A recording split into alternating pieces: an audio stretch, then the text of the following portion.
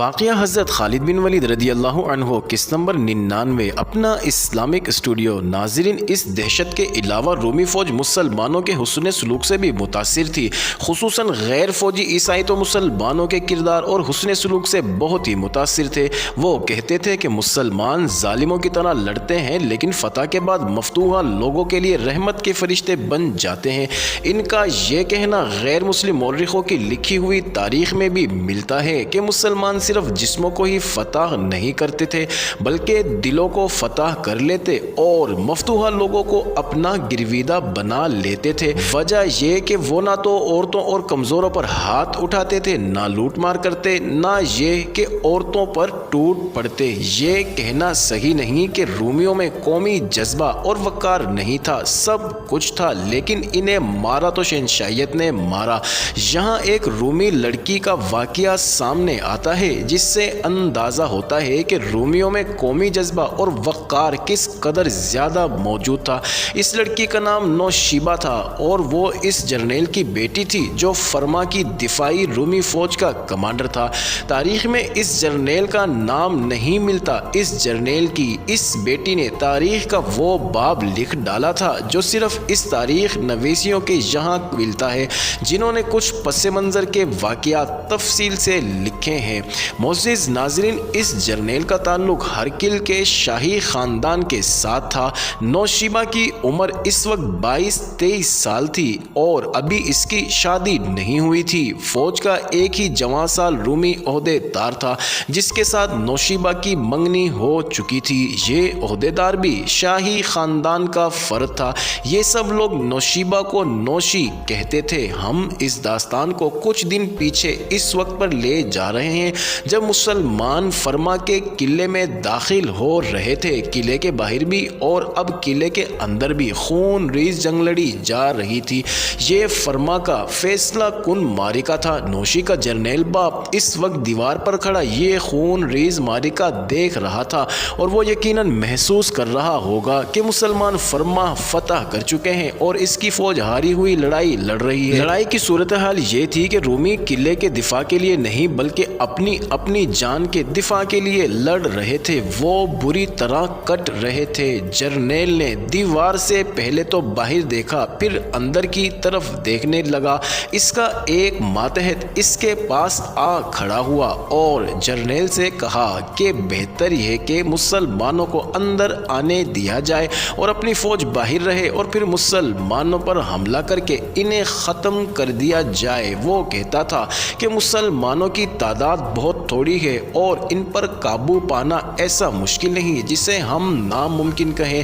میں شام سے آیا ہوں، رومی جرنیل نے ہاری سی ہوئی مسکراہٹ سے کہا۔ میں نے ان مسلمانوں کو لڑتے دیکھا ہے اور لڑا بھی ہوں۔ تم انہیں کم تعداد والے کہہ رہے ہو، یہی کم تعداد ان کی اصل طاقت ہے۔ کیا تم اس صورتحال میں اپنی فوج کو اپنے حکم کا پابند کر سکتے ہو؟ کیا تم دیکھ نہیں رہے کہ ہمارے فوجی جان بچانے کے لیے لڑ رہے ہیں لیکن بھاگنے کے راستے بھی دیکھ رہے ہیں؟ بدو غداری کر گئے ہیں تو پھر ہمارے لیے کیا حکم ہے؟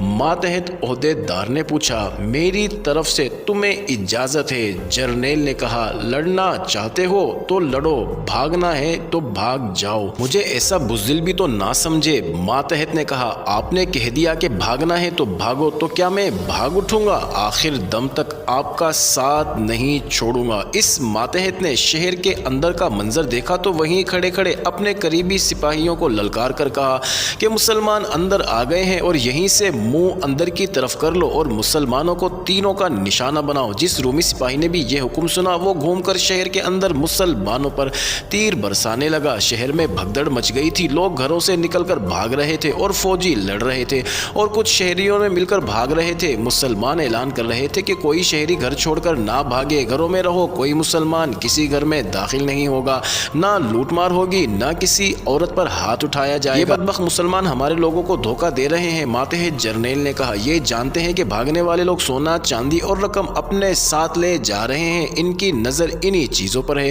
دھوکہ نہیں دے رہے۔ جرنیل نے کہا، یہی ان مسلمانوں میں خوبی ہے، مفتوحہ شہر میں کسی گھر میں داخل نہیں ہوتے، کسی عورت پر ہاتھ نہیں اٹھاتے۔ یہی خوبی ہماری فوج میں بھی ہوتی تو نہ یہ شام سے بھاگتے، نہ آج اتنا مضبوط قلعہ بند شہر शहर इनके हवाले कर देते। हमारे फौजी तो अपने ही लोगों के घरों में घुसकर लूट मार शुरू कर देते हैं।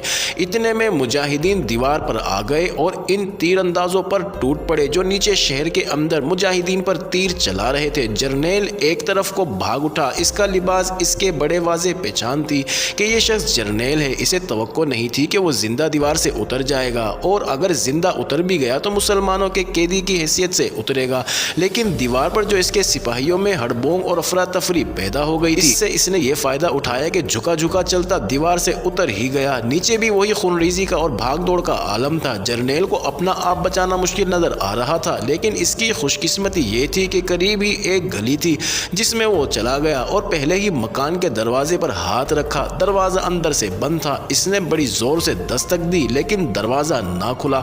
घर वालों को यह खौफ आया होगा कि ये मुसलमान है जो अंदर आकर इनके साथ वही सलूक करेंगे जो फातिहीन मफ्तूहा लोगों के साथ किया करते हैं।